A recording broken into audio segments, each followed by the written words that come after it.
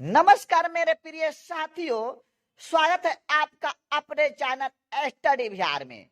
तो आज के इस वीडियो में हम लोग जानेंगे कि दो चर वाले रैखिक समीकरण से कितने टाइप से बिहार बोर्ड में क्वेश्चन पूछे जाते हैं। तो मेरे प्यारे साथियों, अगर आप चैनल पे नए हैं तो चैनल को सब्सक्राइब कर बेल आइकन इम्प्रेस कर दें, ताकि मैं कोई भी वीडियो डालूं तो उसका नोटिफिकेशन आपके पास चला जाए। मैं एक ऐसा नियम बताने वाला हूं जो किसी पुस्तक में आपको नहीं मिलेगा और बार बार बिहार बोर्ड में पूछा जाता है, इसलिए वीडियो को बिना स्किप किए अंत तक देखिएगा। तो मेरे प्रिय साथियों, जल्दी से वीडियो को लाइक और कमेंट में हाय लिख दे। अब चल रहे हैं हम वीडियो को शुरू करने। तो आइए हम लोग जानेंगे कि दो चर वाले रैखिक समीकरण से किस प्रकार से क्वेश्चन पूछे जाते हैं। तो आपसे दो समीकरण देकर पूछा जाएगा कि यह समीकरण जो है प्रतिच्छेदी है कि संगत है, कि इसका एक अद्वितीय हल है, कि यह विरोधी है। तो इसका नोट्स होगा कि a1 by a2 does equal to b1 by b2 does equal to c1 by c2। मतलब क्या कि जब a1 बाटा a2 बराबर नहीं होगा b1 बाटा b2 के, बराबर नहीं होगा c1 बाटा c2 के। मतलब जब a1 बाई a2 बराबर नहीं होगा b1 बाई b2 और बराबर नहीं होगा c1 बाई c2, तो यह ऐसा समीकरण जब मिल जाएगा तब तो आपका क्या होगा, समीकरण प्रतिच्छेदी होगा। मतलब समीकरण का जो ग्राफ खींचिएगा एक दूसरे को प्रतिच्छेद करेगा। दूसरा में क्या होगा, समीकरण एक दूसरे के संगत होगा। मतलब जब सब बराबर नहीं रहेगा तो संगत भी होगा। तीसरा क्या हो सकता है, समीकरण का एक अद्वितीय हल होगा। अद्वितीय हल का मतलब होता है कि केवल एक हल होगा। चौथा में क्या होता है कि समीकरण एक दूसरे के विरोधी होगा। मतलब समीकरण जो होता है विरोधी होगा। विरोधी और अविरोधी और आश्रित समीकरण से भी क्वेश्चन पूछे जाते हैं, जो आपके किताब में जल्दी नहीं मिलेगा। तो समीकरण एक दूसरे के विरोधी कब होगा, जब a1 बटा a2 बराबर नहीं होगा b1 बटा b2 बराबर नहीं होगा c1 बटा c2, तो समीकरण एक दूसरे के अविरोधी होगा। अब आपसे क्वेश्चन क्या दिया हुआ है, जैसे दे दिया हुआ है एग्जांपल समझ लीजिए। जैसे 2x माइनस 3y बराबर 5 और दूसरे समीकरण में क्या दिया हुआ है, x प्लस 2y बराबर 4।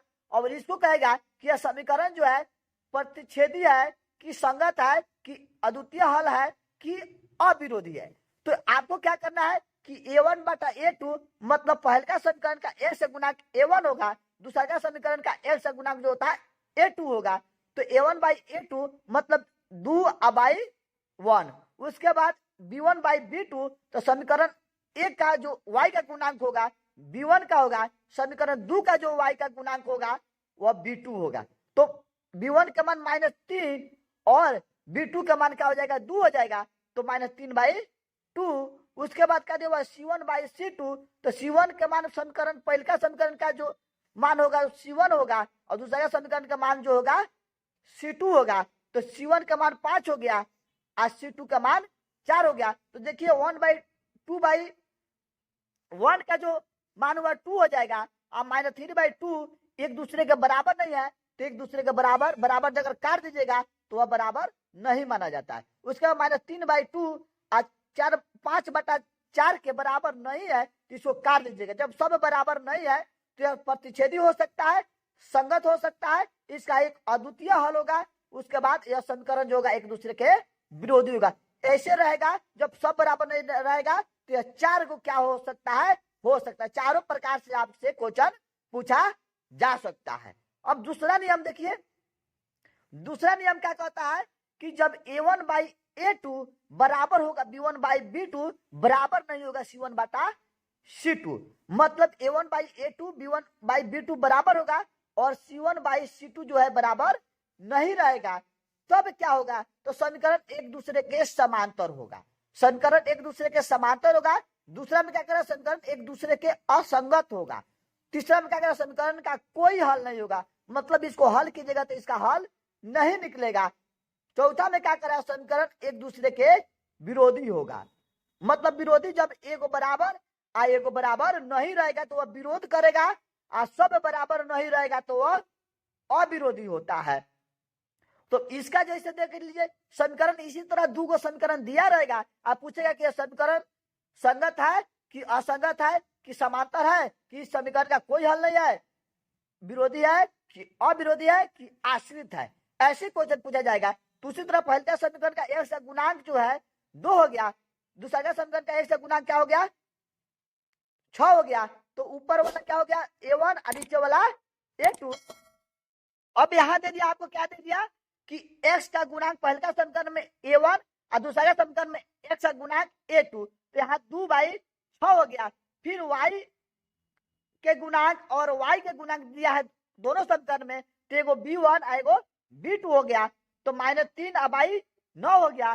फिर ऊपर वाला c1 हो जाएगा, नीचे वाला c2 हो जाएगा, तो 7/8 हो गया। तो यहाँ देखिए इसको काटिएगा तो 2 तिहाई 6 और 3 तिहाई 9, तो 1/3 और 1/3 यह बराबर हो जाएगा। उसके बाद 1/3 के 7/8 जो है बराबर नहीं होगा, तो एक बराबर हो गया, एक बराबर नहीं हुआ, तो यह क्या होगा समांतर होगा। यह समीकरण क्या होगा समांतर होगा, मतलब इसका जब ग्राफ खींचेगा तो एक दूसरे के समांतर खींचा जाएगा। उसके बाद समीकरण जो होगा असंगत होगा, उसके बाद समीकरण का कोई हल नहीं होगा, मतलब इसमें एक्स वाई का मान जब निकालिएगा तो नहीं निकलेगा। उसके बाद समीकरण एक दूसरे के विरोधी होगा, समीकरण क्या करेगा एक दूसरे के विरोधी होगा। उसके बाद तीसरा कंसेप्ट क्या कहता है कि जब a1/a2 बराबर होगा b1/b2 बराबर होगा c1/c2, जब सब बराबर होगा तब क्या होगा कि समीकरण एक दूसरे के संपाती होगा। उसके बाद दूसरा में क्या होगा कि समीकरण एक दूसरे के संगत होगा। तीसरा में क्या करेगा समीकरण का अनेक हल होगा। चौथा में क्या करेगा समीकरण एक दूसरे पर आश्रित होगा, मतलब संपाती होगा, संगत होगा, अनेक हल होगा और आश्रित होगा। जब सब बराबर रहेगा तब संपाती, संगत, अनेक हल दिया रहेगा, चाहे परिमित रूप से अनेक हल दिया रहेगा या आश्रित से संबंधित भी क्वेश्चन पूछ देगा। तो आपको समझ में आ गया होगा कि जब सब बराबर रहेगा तब संगत, और जब सब बराबर नहीं रहेगा तब संगत, और जब एक बराबर नहीं रहेगा तो असंगत होता है। उसके बाद जब सब बराबर नहीं रहेगा तब वो क्या होगा अविरोधी होगा। एक बराबर नहीं रहेगा तो अब विरोधी होगा। उसके बाद सब बराबर रहेगा वह आश्रित हो जाएगा। तो इससे भी समीकरण देकर पूछा जाएगा। समीकरण से देख लीजिए कि इसको कैसे हल करेंगे। उसी तरह समीकरण 1 में दिया है कि 2x + 3y = 5। उसके बाद समीकरण 2 में दिया है 4x + 6y = 10। तो a1/a2 b1/b2 और c1/c2 निकालेंगे तो 2/4 और 3/6 और 5/10। जब इसको कटाइएगा तो 2 दूनी 4 और 3 दूनी 6 और 5 से कटाइएगा 10 को तो 5 दूनी 10 हो जाएगा। तो 1/2 बराबर होगा 1/2 बराबर होगा 1/2, मतलब इसमें सब बराबर आ गया है। तो जब सब बराबर आ जाएगा तो समीकरण क्या होगा संपाती होगा, संगत हो सकता है, समीकरण का अनेक हल हो सकता है और समीकरण आश्रित हो सकता है, मतलब आश्रित होगा। तो आपसे इस टाइप से किस प्रकार से क्वेश्चन बिहार बोर्ड में पूछे जाते हैं, अब क्वेश्चन को देखते हैं और हल करते हैं। तो आइए क्वेश्चन आपसे क्या पूछा जाएगा। जैसे प्रश्न 1 में पूछ देगा कि के किस मान के लिए समीकरण kx + 2y = 5 तथा 3x + y = 1 का एक अद्वितीय हल होगा। तो उसी तरह जब अद्वितीय हल कहेगा तो हल करिएगा, तो आप लिखिएगा a1/a2 बराबर नहीं होगा b1/b2 बराबर नहीं होगा c1/c2। उसके बाद समीकरण का देख लीजिए, पहला समीकरण में दिया हुआ है तो x का गुणांक a1, y का गुणांक जो है होगा b1 और अचर पद जो दिया रहेगा वह c1 हो जाएगा। और दूसरा में क्या हो जाएगा, दूसरा में क्या हो जाएगा a2, b2 और c2। तो उसी तरह मान रख दीजिएगा, समीकरण a का मान रखिएगा तो a1 का मान क्या हो गया, उसके बाद और a2 का मान क्या हो गया 3 हो गया। उसके बाद b1 का मान क्या हो गया 2 हो गया और b2 का मान क्या हो गया 1 हो गया। उसके बाद c1 का मान 5 हो गया उसके बाद C2 का मान 1 हो गया।